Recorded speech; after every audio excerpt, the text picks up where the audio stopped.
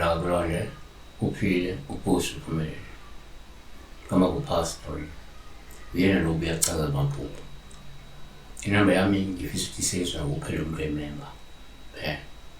Uma uyena imember wabihlupha ukumfonela. I don't know why.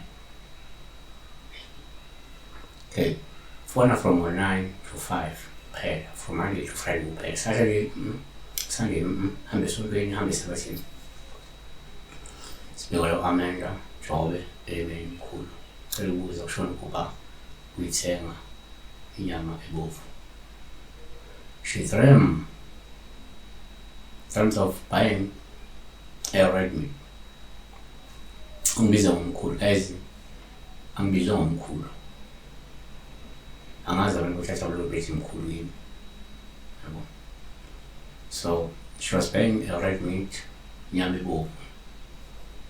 Nanga singakusho. One, yenze uma uphupha inyama ebovu. Nguwophambo olubi uma uyithenga. Osolution ngenzeka impela kuba uphawu number 1 yeke kuba uphawu oluhle uma uyithenga yebo ngoba kumele kuvela ukuthi nenza lo muntu uzokuthola isinxephezelo ezonxeshelwa ngenxa yobunzima andlule kubo. Kungenzeka ukuthi uyithenga ngokuvu kanti uzophunyelwa zimali zokulimala, uzophunyelwa zimali zoku kwenzeleleka okwakutholwa phela nako futhi kunesikhathi esinzima odlule kusona. So uma uzonxeshezelwa kuleso simo leso odlule kusona noma ikuphi inyama ebovu uyithenga khomba khona imali ozoyithola maduze ngenxa yokukhandleka. So 1 kwakusekhona into yokuqala chapter 10 verse 25 konke okuthengiswa ezilaheni udleni ungahloli lutho ngenxa kanembeza. 2 uma upha inyama ebovu kungaba ke uphawu olubi kwesinye isikhathi osuke lukhomba ukuthi kungenzeka kuleshwa kulepaki okanye isinyama ongase nje usithole ngenxa yobudedengu bakho noma uyakhumbula phela sokuthi. 3 kwesinye isikhathi uma upha inyama ebovu kungaba uphawu olufuna ukuthenga olungavela lapha lukhomba ukuthi ngeze uzobhekana nosizi nobuhlungu kanye nokukhathazeka ngenxa yesifo esingase siyehle maduze.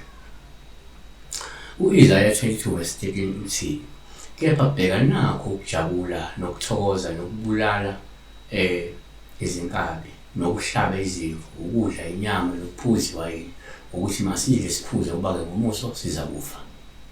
Kanti ngoba seKorinte bokuqala chapter 15 verse 32 uma abafileyo bengavuki masidle siphuze ngoba ngomuso siza kufa.